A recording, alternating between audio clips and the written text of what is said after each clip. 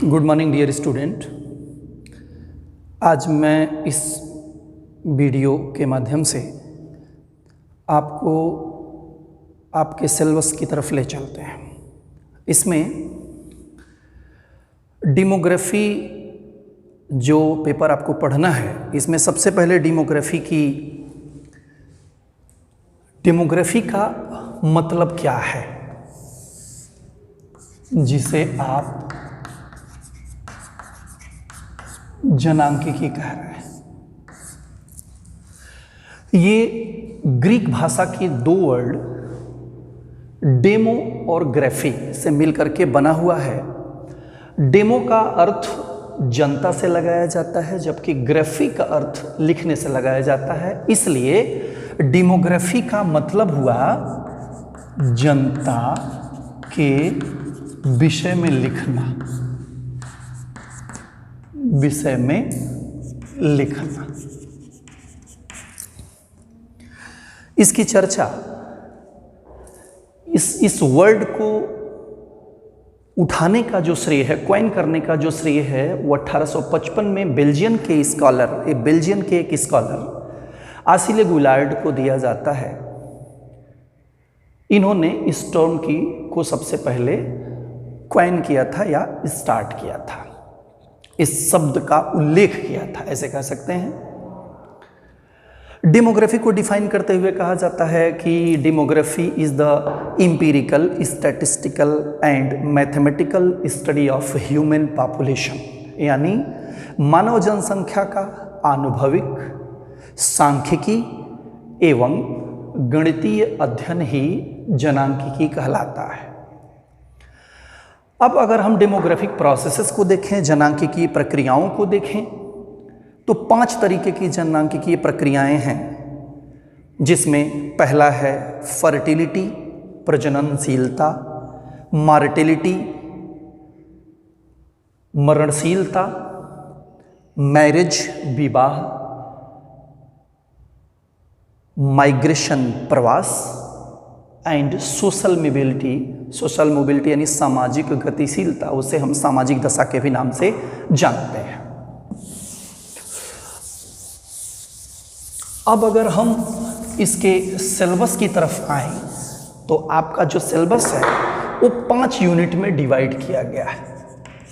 जो unit first है वो आपके meaning, nature and scope of demography से है कि डेमोग्राफी का अर्थ क्या है, उसके क्षेत्र क्या हैं और उसकी विषय सामग्री क्या है, पहला।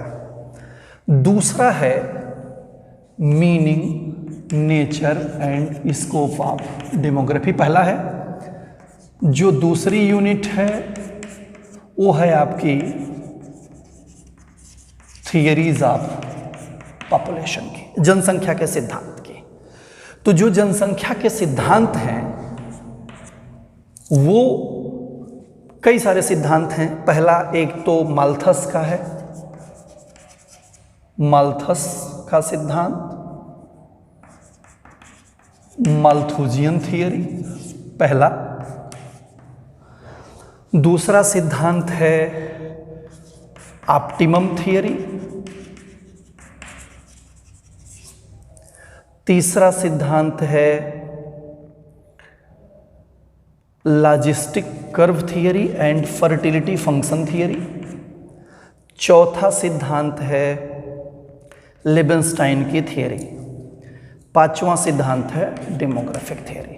ये 5 तरीके के सिद्धांत आपको पढ़ने हैं, जिसमें से जो माल्थुजियन फिलॉसफी है वो डेमोग्राफी के हिस्ट्री का सबसे इंपॉर्टेंट फेज ये इंडिकेट करता है, माल्थुजियन थियरी, जिसमें माल्थस ने अपनी बातों को रखा।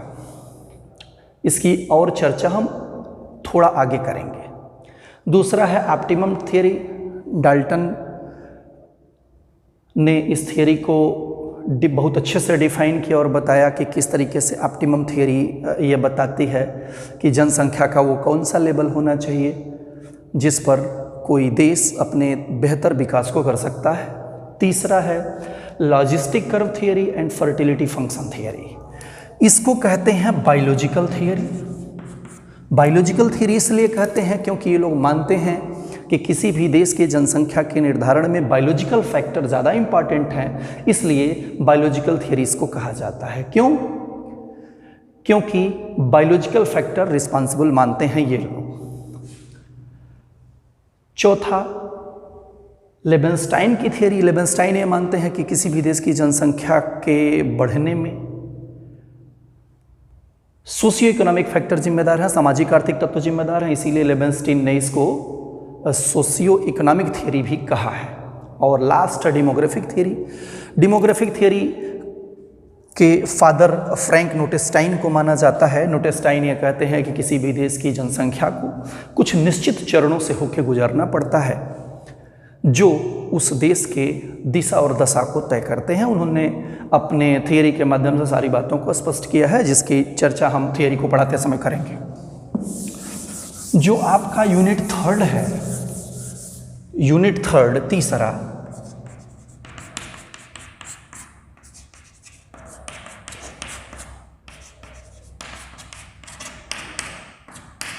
इसमें है फर्टिलिटी, इसमें है मॉर्टेलिटी और इसमें है लाइफ टेबल।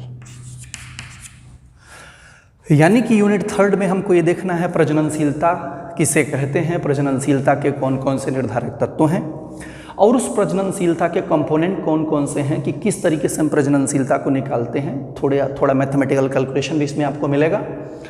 यूनिट 4 में मॉर्टेलिटी, मृत्युक्रम के बारे में, और मार्बिडिटी, अस्वस्थता के बारे में कि कौन कौन से वे फैक्टर हैं जो मृत्युक्रम के लिए जिम्मेदार हैं।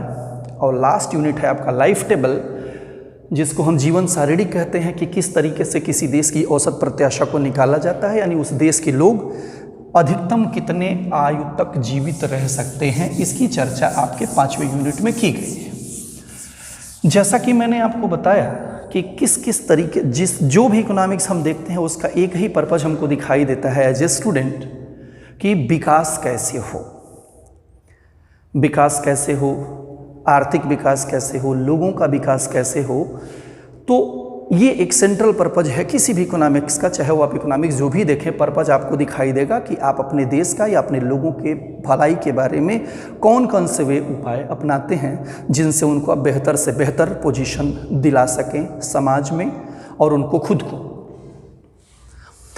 अब अगर हम डेमोग्राफी के हिस्ट्री पर जाएं, हिस्ट्री पर, हिस्ट्री ऑफ डेमोग्राफी पर, तो ये दिखाई देता है हमको कि जहाँ से मानव सभ्यता दिखती है वहीं से डेमोग्राफी भी आप दिखती है। जहाँ से लोगों ने मिलजुल कर एक साथ रहना शुरू किया वहीं से डेमोग्राफी की हिस्ट्री आपको समझ में आती है। अब उस पूरे फेज को हम 3 पार्ट में बांटे हैं। पहला एंशिएंट पीरियड, दूसरा मिडिवल पीरियड और तीसरा मॉडर्न पीरियड। तो डेमोग्राफी एंशिएंट पीरियड में जो दिखाई देती है, एंशिएंट पीरियड में मीन्स एंशिएंट ग्रीस से, एंशिएंट ग्रीस के जो राइटर्स हैं, स्पेशली जिनका नाम लिखा है Hippocrates, Paulus, Plato and Aristotle इत्यादि, इन लोगों ने ये बताया है कि डेमोग्राफी की स्टार्टिंग इनके फेज से भी दिखाई देती है। अब अगर हम Egyptian, Chinese and ancient Indian civilisation को देखें तो भी हमको ये समझ में आता है कि डेमोग्राफी की चर्चा यहाँ दिखती है। जैसे जेदाह ने 2030 BC में अपने देश के लिए लोगों की गणना किए थे, उसी तरीके से जेरेक्स ने अपराजीय ग्रीस यानी इन्वेडिंग ग्रीस के लिए अपने यहाँ लोगों की गणना करते हैं। महाभारत और रामायण को भी देखें तो लोगों के गिनने की बात समझ में आती है। उसी तरीके से कौटिल्य के अर्थशास्त्र को देखें तो गिनने की बात समझ में आती है। आईन अकबरी को देखें तो भी हमको गिनने की बात समझ में आती है। यानी कि एंशिएंट पीरियड में भी लोगों को गिनने का काम किया जाता रहा है। अब एंशिएंट ग्रीस के जो राइटर्स हैं वो ये लोग हैं। उसी तरीके से अगर रोमन राइटर्स और फिलोसफर्स को देखें जिसमें सीसिरो, काटो, कोलुमेला एंड मार्कस इत्यादि लोगों का नाम लिया जाता है। ये सब लोग कहीं न कहीं अपने देश के लिए जनसंख्या को गिनने का कार्य किए हैं। कह सकते हैं हम इसे कि डेमोग्राफी की स्टार्टिंग हमको यहाँ से समझ में आती है। उसी तरीके से अगर हम मध्यकाल को देखें तो हमको ये समझ में आता है कि ये जो लिखा है विलियम ऑफ कोंचेज, यानी इसके लिए विलियम ने,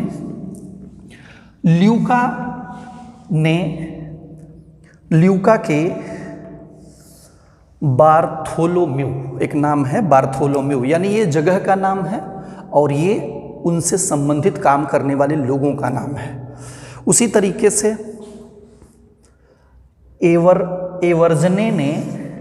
एवर्जने के लिए विलियम ने, यानी कि ये जगह का नाम है और ये लोगों का नाम है, इन लोगों ने काम किया है।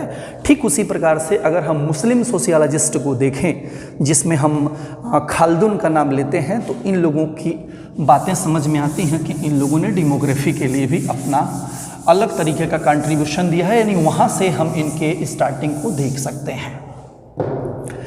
अब अगर हम, ये तो हो गया एंशिएंट टाइम्स में,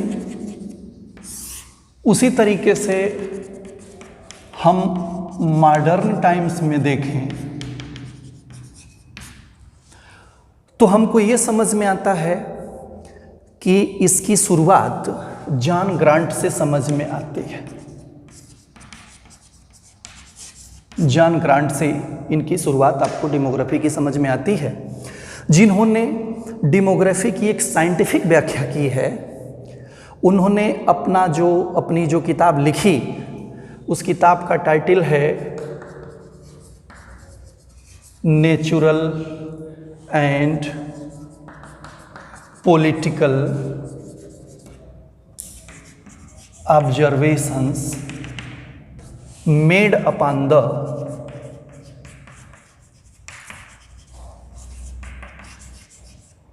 बिल्स ऑफ मॉर्टेलिटी 1662 में। इसमें उन्होंने डेमोग्राफी की एक बेहतर साइंटिफिक व्याख्या की है, जिसकी वजह से हम जॉन ग्रांट को और इनके समकालीन इनके दोस्त विलियम पेटी,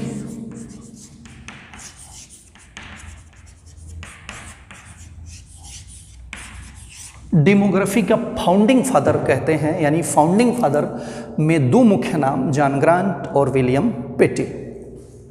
साथ ही साथ एक और कंट्रीब्यूशन ग्रांट का देखा जाता है कि जॉन ग्रांट ने लाइफ टेबल को स्टार्ट किया, जीवन सारणी को बनाया, जिसकी वजह से लाइफ टेबल को कंस्ट्रक्ट करने का भी श्रेय प्रोफेसर जॉन ग्रांट और विलियम पेटी को दिया जाता है। दूसरा, जैसे हम इसके थोड़ा सा आगे बढ़ते हैं, एक लाइन और इसमें मैं जोड़ूं कि जॉन ग्रांट का यह कहना है कि fertility, mortality and migration are inter related process.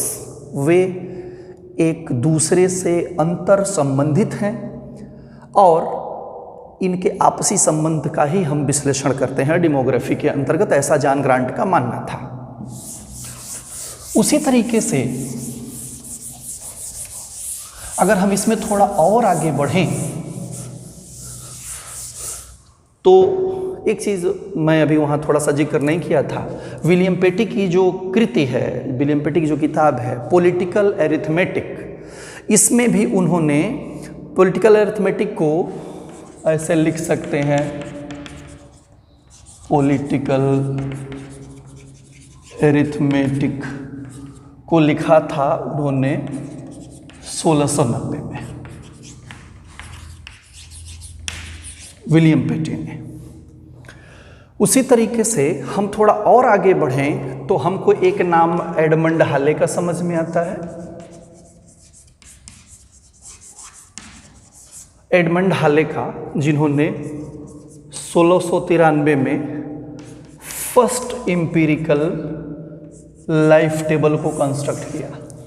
प्रथम आणविक जीवन सारणी को बनाने का श्रेय एडमंड हाले को दिया जाता है।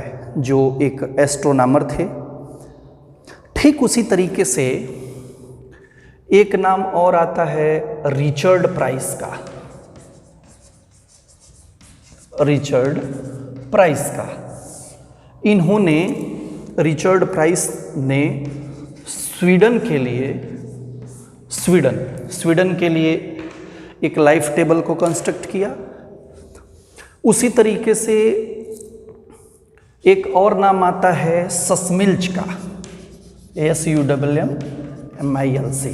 सस्मिल्च ने 1741 ईस्वी में जर्मनी के लिए, रिचर्ड प्राइस ने स्वीडन के लिए, सस्मिल्च ने जर्मनी के लिए ये फिगर्स को कलेक्ट किया, आंकड़ों को एकत्रित किया। इनकी एक अपनी बहुत चर्चित किताब द डिवाइन ऑर्डर।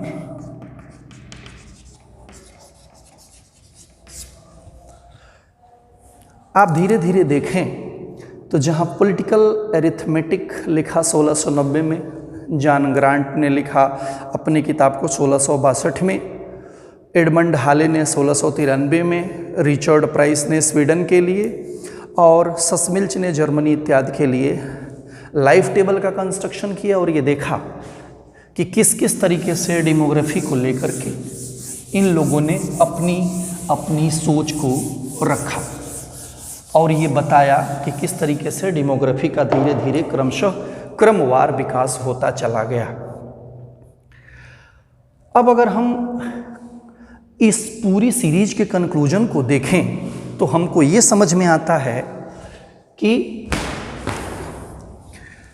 सब लोगों ने जो कुछ भी डिफाइन किया, जो कुछ भी बताया, इसमें उन लोगों ने कुछ अलग से कोई नई बात नहीं कही थी। वे सब लोग लगभग वही बात कहे थे जिस बात को प्रोफेसर जॉन ग्रांट ने कहा था।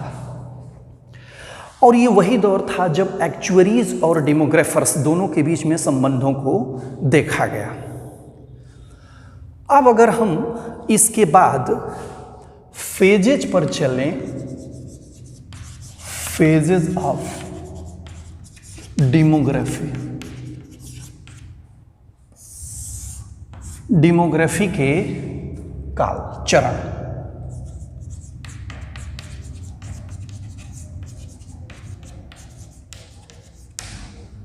तो डेमोग्राफी के 4 चरणों की चर्चा की जाती है। जो सबसे इंपॉर्टेंट फेज रहा वो रहा प्रोफेसर थॉमस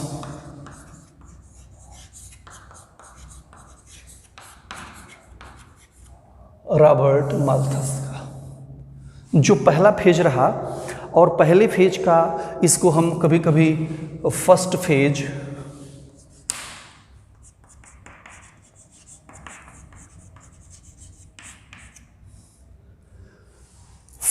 प्रथम चरण, जिसको माल्थुजियन स्टेज के भी नाम से जानते हैं। माल्थस के समय माल्थस ने जनसंख्या के सिद्धांत को दिया। हम यहाँ ये कह रहे हैं जनसंख्या के सिद्धांत को दिया। सिद्धांत को देने का मतलब यह है कि माल्थस ने पॉपुलेशन के संबंध में एक बेहतर व्याख्या प्रस्तुत की। अब आपका ये कहना होगा कि आप यहाँ पॉपुलेशन की बात कर रहे हैं और हम तो हैं डेमोग्राफी में। तो डेमोग्राफी और पॉपुलेशन दोनों इंटरचेंजेबली, यानी बदल बदल के जगहों के हिसाब से इनका यूज़ किया गया है। लेकिन अगर हम डिस्टिंक्शन देखें तो हमको ये समझ में आता है कि डेमोग्राफी एक क्वांटिटेटिव स्टडी करता है। अभी हमने ऊपर कहा भी था कि 5 डेमोग्राफिक जो वेरिएबल्स हैं, fertility, mortality, migration, marriage and social mobility, इसकी चर्चा करता है। तो हम जब ब्रॉडर सेंस में उसको देखते हैं तो वो पॉपुलेशन हो जाता है। तो जो थियरीज हैं, थियरीज का जो क्रम है उनमें इनका नाम आता है। और हिस्ट्री के पॉइंट ऑफ व्यू से माल्थस का जो फेज रहा वो सबसे इंपॉर्टेंट फेज रहा, जिसको हम प्रथम चरण के नाम से भी जानते हैं। अब माल्थस ने क्या कहा? माल्थस ने जब अपना सिद्धांत दिया तो इंग्लैंड की स्थितियां बहुत उस समय एडवर्स थी, कृषि की कहानी बहुत बिगड़ी हुई दशा में थी। अपने समकालीन विचारकों से प्रभावित भी थे वो, और उन्होंने ये देखा कि माल्थस से पहले कोई साइंटिफिक स्टडी पॉपुलेशन के संबंध में नहीं की गई थी। बहुत सारी वे परिस्थितियां भी जिम्मेदार थीं जिनकी वजह से माल्थस ने अपने इस सिद्धांत को दिया। अब अगर हम प्रथम चरण में माल्थुजियन फेजेस को देखें, जिसमें माल्थस ने यह कहा कि हम पॉपुलेशन की अगर चर्चा करते हैं और दूसरी तरफ वो फूड सप्लाई की चर्चा करते हैं, खाद्य पदार्थों की, तो वो कहते हैं कि किस तरीके से इन दोनों के बीच में जो अनइक्वलिटी है यानी असमानता है वो किस तरीके से प्रॉब्लम क्रिएट करती है। इसमें चूंकि वो एक बहुत बड़े मैथमेटिशियन थे, मैथमेटिक्स की बहुत सबसे बड़ी उपाधि रैंगलर की वो भी उनको प्रदान की गई थी, तो पॉपुलेशन के संबंध में कहते हैं इस पे चूंकि ह्यूमन का कोई कंट्रोल है नहीं, इस पे वो कहते हैं ह्यूमन का कोई कंट्रोल नहीं है, तो कहते हैं पॉपुलेशन के जो बढ़ने की स्पीड है वो है जियोमेट्रिक सीरीज में 2 दूनी 4 जियोमेट्रिक प्रोग्रेशन, लेकिन वो कहते हैं फूड सप्लाई एरिथमेटिक प्रोग्रेशन के हिसाब से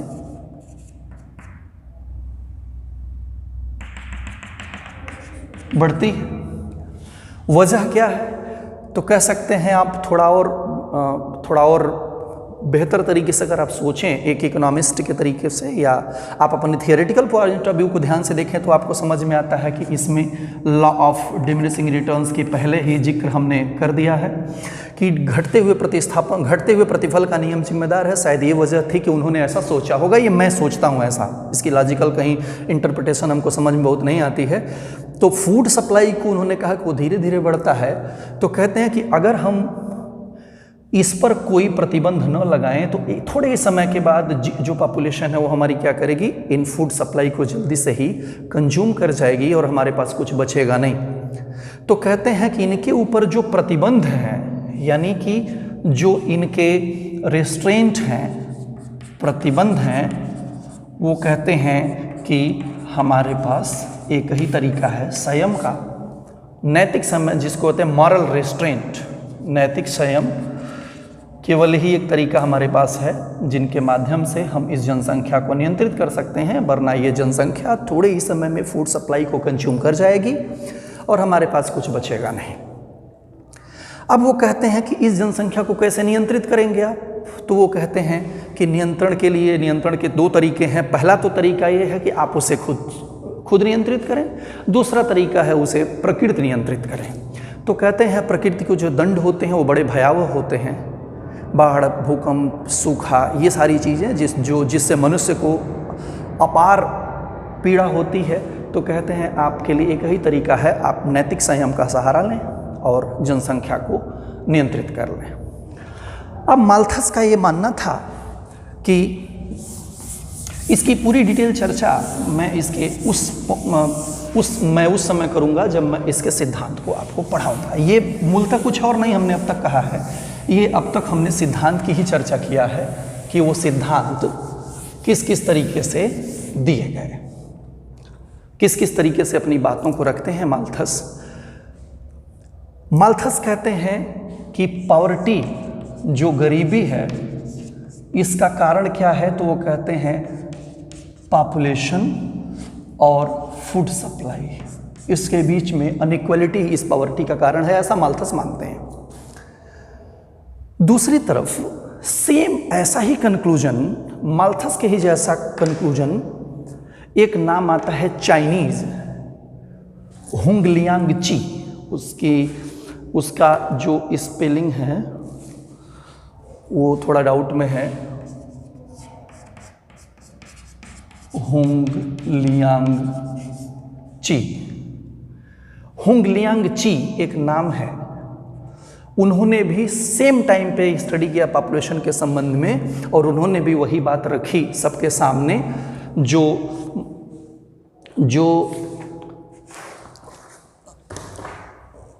कंक्लूजन माल्थस के थे, सेम वैसा ही कंक्लूजन हुंगलियांग ची ने भी लिखा था।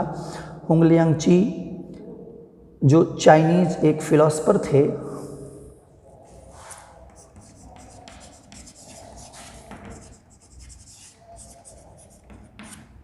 हुंगलियांगची एक चाइनीज फिलासफर थे, उनका भी सेम कंक्लूजन कुछ ऐसा ही था। और वो भी मानते हैं कि पॉवर्टी के लिए ये दोनों, इन दोनों का जो इन दोनों में डिसइक्विलिब्रियम है वो रिस्पॉन्सिबल है। थोड़ा और आगे बढ़ते हैं तो हमको ये समझ में, जैसे ही इसमें मार्क्सियन हम फिलॉसफी को डालते हैं तो मार्क्स कहते हैं कि नहीं, ऐसा नहीं है। गरीबी के लिए, गरीबी और फूड सप्लाई के बीच में मिसमैनेजमेंट या कह लीजिए उसके बीच में अनइक्वलिटी रिस्पॉन्सिबल नहीं है, बल्कि एक दूसरे वर्ड का वो इस्तेमाल करते हैं माल्थस। वो कहते हैं कि सोशल रिवॉल्यूशन, यानी वो मानते हैं, क्लास स्ट्रगल की चर्चा उन्होंने किया था, आप पहले से भी जानते हैं, कि वो कहते हैं कि गरीबी के पीछे धनी वर्गों के द्वारा गरीब वर्गों का शोषण रिस्पॉन्सिबल है। गरीब यानी रिच पर्सन के द्वारा पुअर पर्सन का जो एक्सप्लॉयटेशन किया जाता है वो रिस्पॉन्सिबल है, ऐसा मार्क्स मानते हैं। कहने का मतलब ये है कि मार्क्स, हुंगलियांग और माल्थस इन दोनों के विचारों से सहमत नहीं है। ये रही माल्थस की बात कि माल्थस ने किस तरीके से अपनी बात को सबके सामने रखा कि डेमोग्राफी कैसे कैसे आगे की तरफ मूव करती है, पहला जो चरण रहा।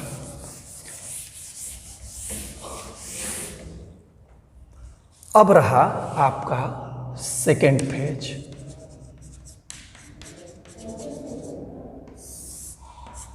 सेकेंड फेज 19वीं शताब्दी का जो फेज रहा है उसको हम सेकेंड फेज के नाम से भी जानते हैं। 19वीं शताब्दी का फेज जिसमें जोसिया मिले और विलियम फार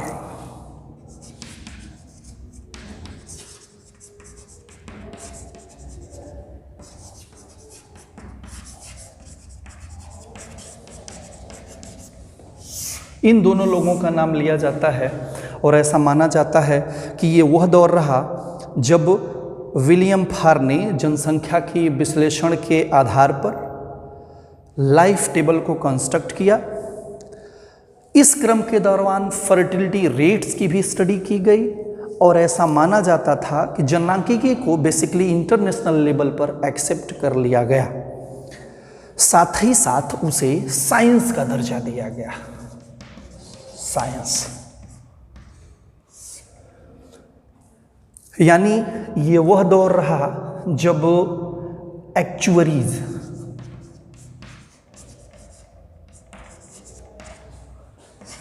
एंड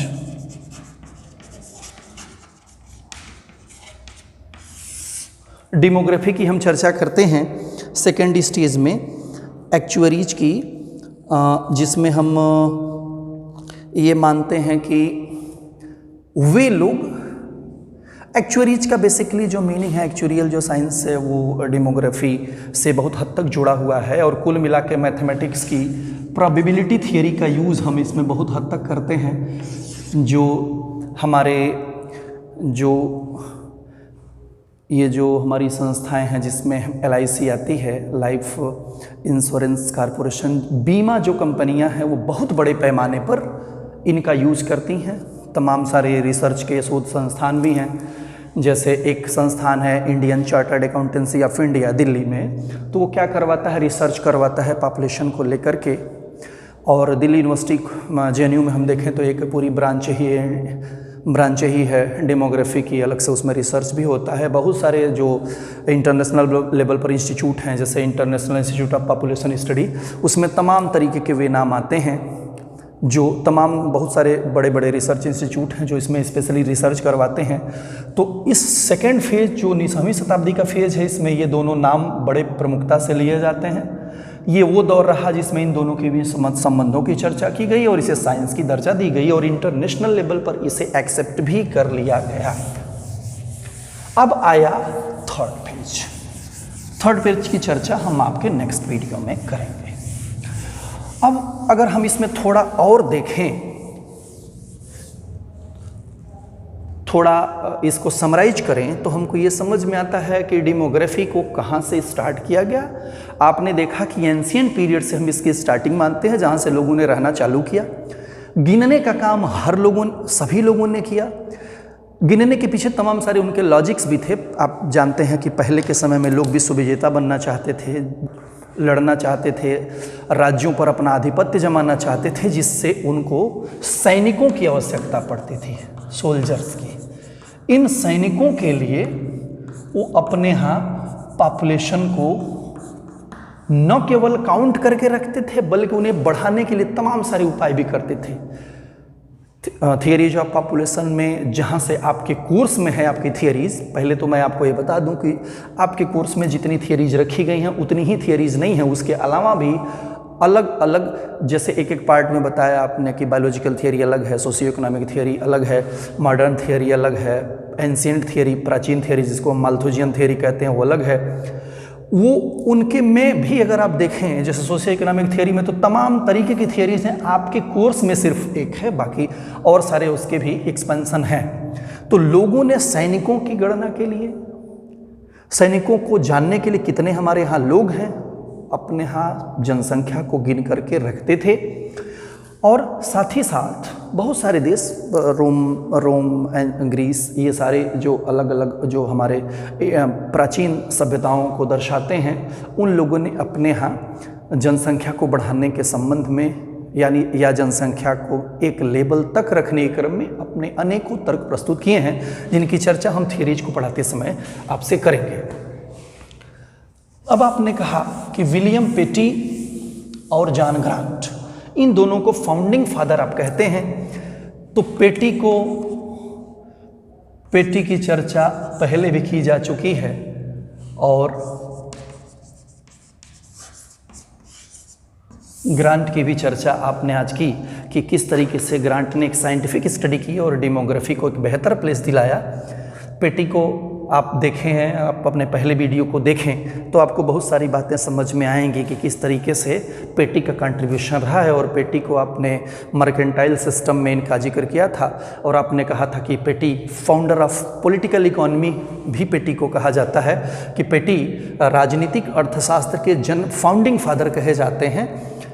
तो ग्रांट और इनको दोनों को मिला करके हम डेमोग्राफी के फाउंडिंग फादर की संज्ञा देते हैं। अब मैं इसको यहीं रोकता हूँ, इसके बाद मैं इसमें कोई और चर्चा नहीं करूँगा। थर्ड फेज पर हम हैं, थर्ड फेज का जिक्र हम आगे आपसे करेंगे। अब इसके अलावा मैं आपसे फिर कह रहा हूँ कि जो पिछले की जो 2 वीडियोस हमने आपको बनाए थे और उसको दिया था मैंने, उसको भी आपको एक बार ध्यान से देखना चाहिए। ऐसे तो कोई सवाल आपको नहीं समझ में आएगा, वहाँ से क्या बनेगा क्या नहीं, सवाल वाल का कोई बहुत उससे मीनिंग नहीं है, लेकिन आप उसको देखेंगे तो आपको बहुत सारी चीज़ें हिस्ट्री की समझ में आएंगी।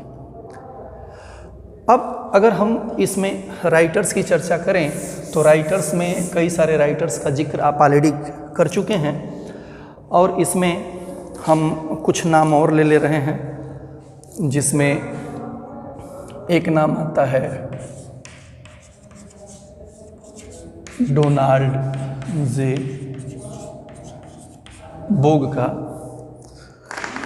जिसमें डोनाल्ड जे बोग की किताब है principles of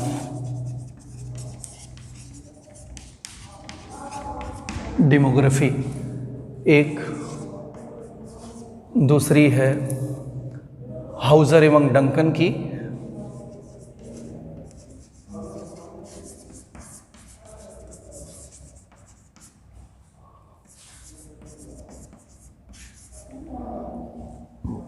race and population problems.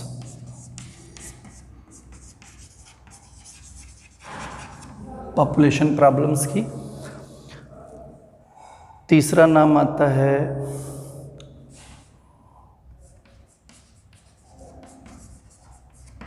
Hansraj की,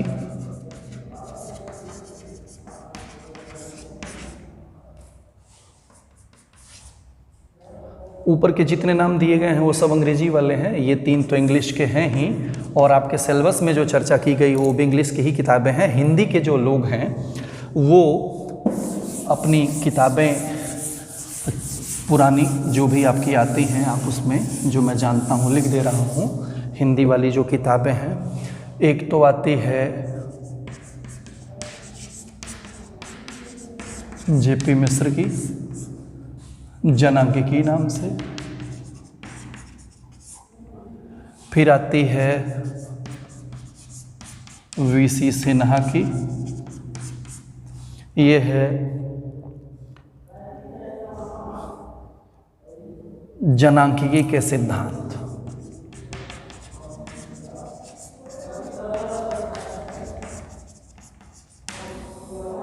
फिर आती है बी कुमार एवं शिव नारायण गुप्ता की, ये भी इसी नाम से आती है। और एक आती है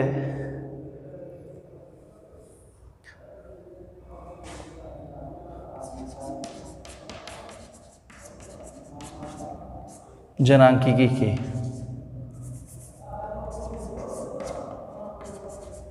बी के सुमन की। और भी सारे वे राइटर्स जिसको हम नहीं जान रहे हैं, नई सारी किताबें जो आती होंगी उनको भी आप देख सकते हैं। आप देख लीजिए, अपनी किताब ले लीजिए। ये जो कुछ भी मैटर हमने आपको समझाया है ये मैं ई कंटेंट के माध्यम से आपको उपलब्ध करा दूंगा। और किसी तरीके की कोई प्रॉब्लम अगर आती है तो जैसे ही क्लास स्टार्ट होता है इसके बारे में हम आपसे बात करेंगे। धन्यवाद।